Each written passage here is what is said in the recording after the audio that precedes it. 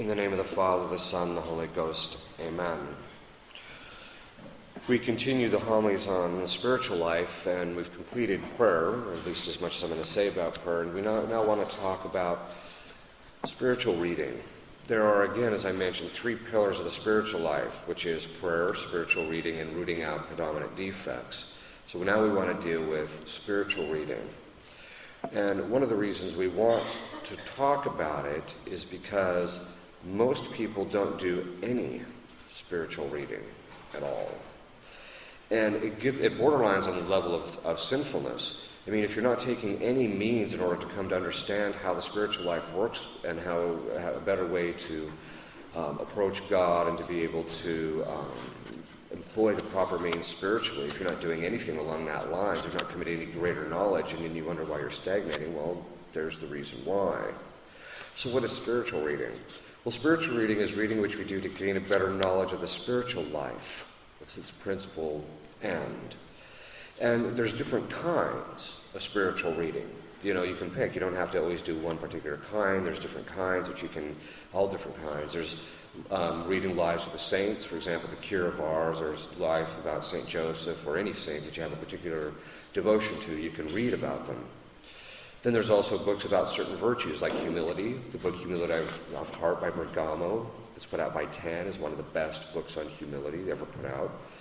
Then there is books on charity, such as Introduction to the Devout Life by St. Francis de Sales. You can learn more about what it really means to love God. And there's all sorts of them, like Divine Intimacy. There's a variety of different ones. Then there's ones that have kind of maxims or wise sayings, or learning, just how to be wise in the spiritual life, like The Imitation of Christ by Thomas à Kempis, things of that sort. Then there's ones that teach us more about devotion, so that we can have a stronger devotion, such as Devotion to the Sacred Heart by Father Boisset, or True Devotion to the Blessed Virgin Mary by St. Louis Marie de Montfort. These are just a few. And if there's a particular devotion that you have to a saint or to some particular aspect of our Lord or Our Lady, then you can read books about them. Then there's those that just deal with spiritual realities, like grace and infused virtues and things of that sort. And these are basic spiritual books. One of them, for example, is called The Glories of Divine Grace by Scheeben. That's a good book to read. It'll give you the basic outlines of what grace is. I'm going to cover that from the pulpit a little bit later, because most traditionalists have very little understanding of the nature of grace and how it functions. But those are some of the things that you can do. Then there's also books about the basic mechanics of the spiritual life, like The Spiritual Life by Tanqueray, or The Three Stages of the Interior Life by Gare de Lagrange. Now, this comes with a bit of a warning, this latter one. Sometimes you'll have people who will just pick up a book about the mechanics of the spiritual life, and they have absolutely no philosophical or theological background, and they expect to be able to wade through Gare de Lagrange's Three Stages of the Interior Life and understand it.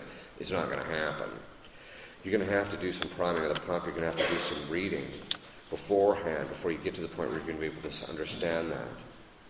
Then there is also who should be doing it? Well, all of us, ultimately. And it depends on how much, really.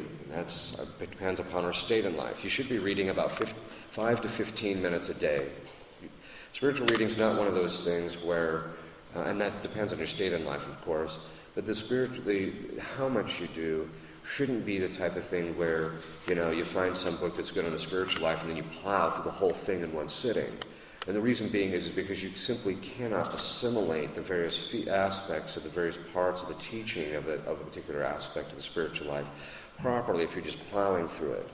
It's not, the college text that you got to get through as quickly as possible because you've got 5 others to do.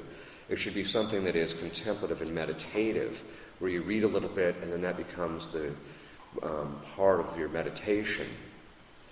And then why do you do it? Well, as I've already said, to avoid spiritual stagnation and to have material for spiritual reading.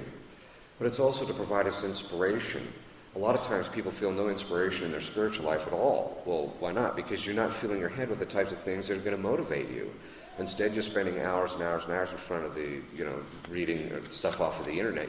Most people are more interested in having what they're doing with the brain of Michael Jackson than they are worrying about whether they know anything about grace.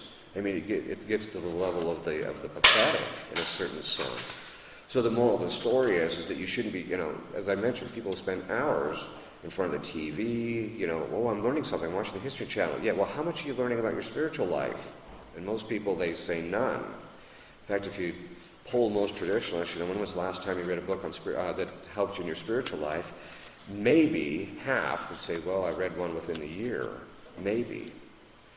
Then there's also, the reason we want to become is because we want greater knowledge about how to act and to become holier, how to have knowledge of God, because the spiritual life, the various means in the spiritual life are means to God. St. Thomas Aquinas makes the observation that the end is always contained, at least implicitly, in the means. What does that mean?